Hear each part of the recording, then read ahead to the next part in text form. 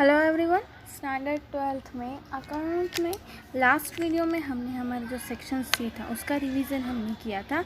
आज के इस वीडियो में हम हमारा सेक्शन डी जो है वो हम उसका रिवीजन करेंगे। और आपका जो सेक्शन डी है वो 4 मार्क्स का होता है और उस सेक्शन डी में हमें यहाँ पे गुडविल का जो सम है वो हमारा सम आएगा। तो अब हम यहाँ पे गुडविल के सम्स की जो रिवीजन है वो हम यहाँ पे रिवीजन जो है वो हम स्टार्ट करते हैं। हमारा यहाँ पे हम गुडविल का रिवीजन करने के लिए आपको स्क्रीन पे इलस्ट्रेशन 9 दिखाई दे रहा होगा।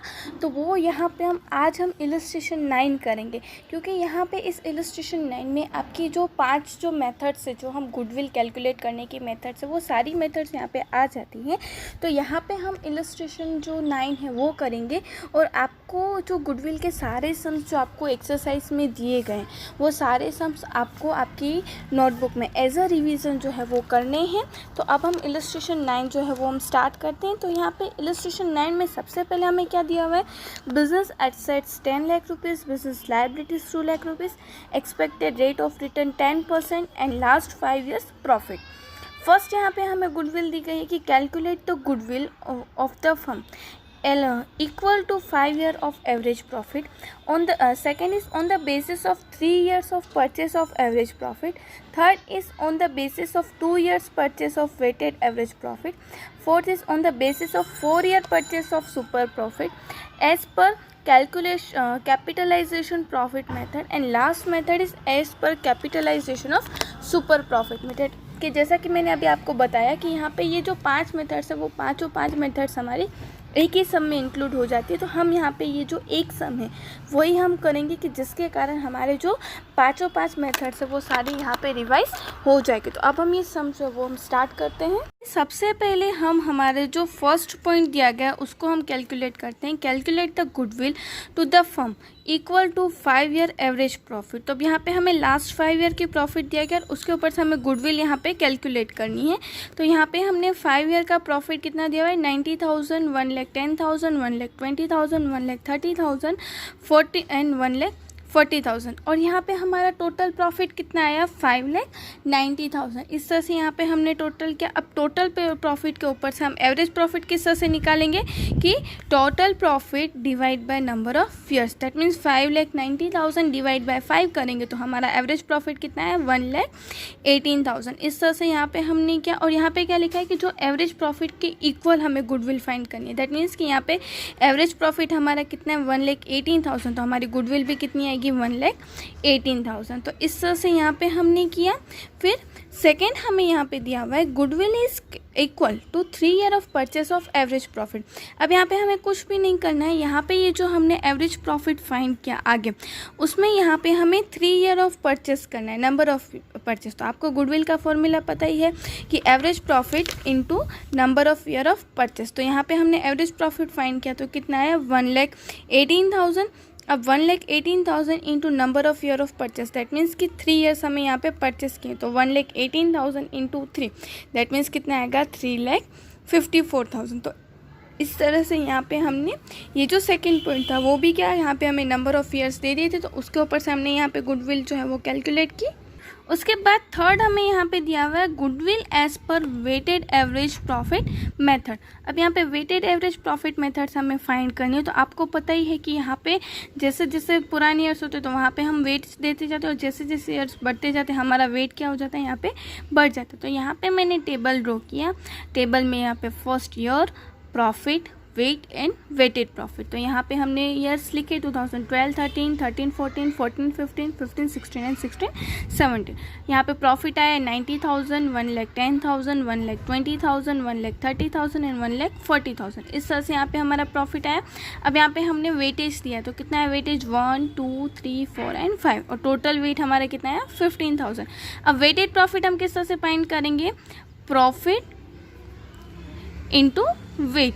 तो अब यहाँ पे profit into weight that means 90,000 into 1 is equal to 90,000, 1,10,000 into 2, 2,20,000, 1,20,000 into 3, 3,60,000, 1,30,000 is equal to into 4, 5,20,000 and 1,40,000 into 5, 70,000। अब इन सब का हमने टोटल किया तो कितना आया 18,90,000। अब वेटेड एवरेज प्रॉफिट के ऊपर से हमने प्रॉफिट फाइंड किया तो हमारा कितना आएगा यहाँ पे total weighted profit divide by total weight. तो यहाँ पे 1,89,000 अपॉन 15, तो यहाँ पे हमारा वेटेड एवरेज प्रॉफिट कितना आया 1,26,000। अब यहाँ पे number of years of purchase आपको दिए गए 2, दैट मीन्स गुडविल हम किस तरह से फाइंड करेंगे weighted average profit into number of years, that means 1,26,000 into 2। इस तरह से हमने कैलकुलेट किया तो हमारी गुडविल कितनी आई 2,52,000। उसके बाद हमें यहाँ पे थर्ड में जो हमारी मेथड दी गई है फोर्थ, वो है on the basis of 4 year of purchase of super profit method. अब सुपर प्रॉफिट मेथड के ऊपर से हमें फाइंड करना है, तो सुपर प्रॉफिट मेथड में सबसे पहले हम क्या फाइंड करते हैं कैपिटल एम्प्लॉयड। अब कैपिटल एम्प्लॉयड हम किस तरह से फाइंड करते हैं total assets minus total liabilities, मतलब 10 lakh minus 2 lakh, that means कि हमारी कैपिटल एम्प्लॉयड कितनी है 8 लाख रुपीज़। फिर एक्सपेक्टेड रेट ऑफ रिटर्न कितना है 10%, जो आपको सम में दिया हुआ ही है। अब एक्सपेक्टेड प्रॉफिट हम किस तरह से फाइंड करते हैं capital employed into expected rate of return. तो यहाँ पे हमें कैपिटल एम्प्लॉयड कितना दिया हुआ है 8 लाख रुपीज़ और एक्सपेक्टेड रेट ऑफ रिटर्न कितना दिया हुआ है 10%। तो हमारे यहाँ पे एक्सपेक्टेड प्रॉफिट कितना आएगा 8 लाख इंटू 10%। तो यहाँ पे हमारा प्रॉफिट आया 80,000। अब एवरेज प्रॉफिट फाइंड करना है वेटेड मेथड से, जो हमने लास्ट किया था फाइंड। तो हमारा वेटेड प्रॉफिट कितना आ रहा था 1,26,000। फिर सुपर प्रॉफिट हम किस तरह से यहाँ पे फाइंड करते हैं, हमारा जो सुपर प्रॉफिट है वो हम फाइंड करते हैं average profit minus expected profit, that means 1,26,000 minus 80,000। तो हमारे यहाँ पे सुपर प्रॉफिट कितना आया 46,000। अब उसके ऊपर से यहाँ पे हम गुडविल फाइंड करेंगे तो super profit into number of year of purchase, that means के 46,000 इंटू 4। तो यहाँ पे हमारी गुडविल कितनी है 1,84,000। तो इस तरह से यहाँ पे हमने ये जो सुपर प्रॉफिट मेथड के ऊपर से हमने यहाँ पे फाइंड की गुडविल। उसके बाद नेक्स्ट मेथड दी गई है प्रॉफिट कैपिटलाइजेशन मेथड, मतलब कि इसमें भी हम क्या करेंगे यहाँ पे कैपिटल एम्प्लॉयड फाइंड करेंगे, कैपिटलाइज प्रॉफिट फाइंड करेंगे और एवरेज प्रॉफिट फाइंड करेंगे। तो सबसे पहले हमने कैपिटल एम्प्लॉयड फाइंड की, तो जो हमारे 8 lakh rupees, expected rate of return हमें दिया हुआ है 10%, एवरेज प्रॉफिट हमने लास्ट अभी कैलकुलेट किया कितना आया था 1,26,000। कैपिटलाइज प्रॉफिट हमने फाइंड किया average profit divide bye expected rate of return into 100। तो यहाँ पे एवरेज प्रॉफिट दिया है 1,26,000 इंटू 100 डिवाइड बाय 10, मतलब हमारा कैपिटल एम्प्लॉयड कितना आया कैपिटलाइज प्रॉफिट 1,26,000। अब गुडविल हम किस तरह से फाइंड करते हैं capitalise profit minus capital employed, मतलब कि 12,60,000 माइनस 8 लाख। तो हमारी गुडविल यहाँ पे कितनी आई 4,60,000। तो इस तरह से हमने वो हमारी जो कैपिटलाइज प्रॉफिट मेथड थी उसके ऊपर से हमने फाइंड किया। अब हम सुपर प्रॉफिट कैपिटलाइज मेथड कौन सी है जो लास्ट हमें यहाँ पे दी गई उसके ऊपर से हम फाइंड करते हैं। उसमें भी फर्स्ट स्टेप यहाँ पे क्या दिया हुआ है हमें कैपिटल एम्प्लॉयड फाइंड करनी है। तो कैपिटल एम्प्लॉयड हम किस तरह से फाइंड करते हैं 10 lakh minus 2 lakh is equal to 8 lakh. Expected rate of return is our 10%। Expected profit हम किस तरह से फाइंड करते हैं जैसा अभी हमने आगे देखा था capital employed into expected rate of return. तो कैपिटल एम्प्लॉयड हमें दी गई है 8 लाख रुपीज़ इंटू 10%, मतलब यहाँ पे हमारा एक्सपेक्टेड प्रॉफिट कितना आया 80,000। और फिर फोर्थ स्टेप हमारे यहाँ पे क्या आता है हम एवरेज प्रॉफिट फाइंड करते हैं। तो एवरेज प्रॉफिट फाइंड करने का फॉर्मूला है जो हमने आगे अभी किया था, तो उसके ऊपर से हमने फाइंड किया तो कितना है 1,26,000।